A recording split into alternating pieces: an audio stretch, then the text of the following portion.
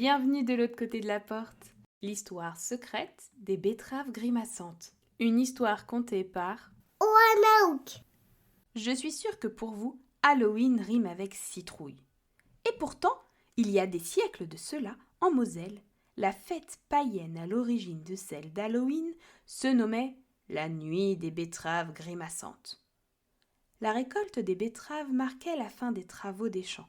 Ainsi, les enfants creusaient ces légumes afin d'y assérer une bougie. La lueur de cette dernière guidait les âmes perdues et le visage grimaçant de la betterave permettait d'effrayer les mauvais esprits. Vous vous doutez que les betteraves adoraient se rendre ainsi utiles. Alors, imaginez ce qui s'est passé dans leur tête le jour où, tout droit venus d'Amérique du Nord, les citrouilles ont débarqué. Bien charnues, d'une couleur flamboyante et remplie de graines, la citrouille a remplacé la betterave d'un claquement de pépins. Celle-ci ne servait désormais qu'à nourrir les humains. Mais les betteraves ne s'annoncèrent pas pour autant vaincues. Elles ont mis en place un réseau de réinsertion des betteraves grimaçantes.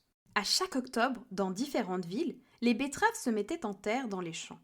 Elles ne perdaient pas espoir d'être ramassées et de se faire à nouveau accepter comme guides. Mais les citrouilles étaient belles, grosses, et pouvaient les écraser avec seulement un quart de leur postérieur. Alors, les betteraves qui réussirent à passer entre les pépins de citrouille finirent en soupe, en salade diététique, ou encore rôties au four avec des pommes de terre, des carottes et un filet d'huile d'olive.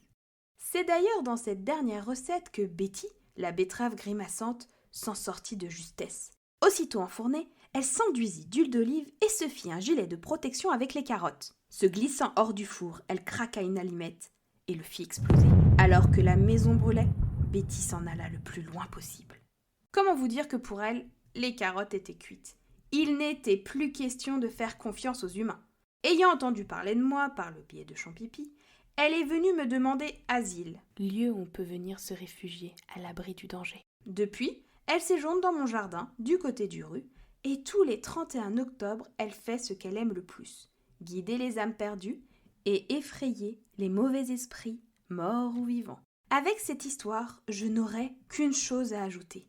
Dites non aux citrouilles et oui aux betteraves grimaçantes. À bientôt pour une nouvelle aventure.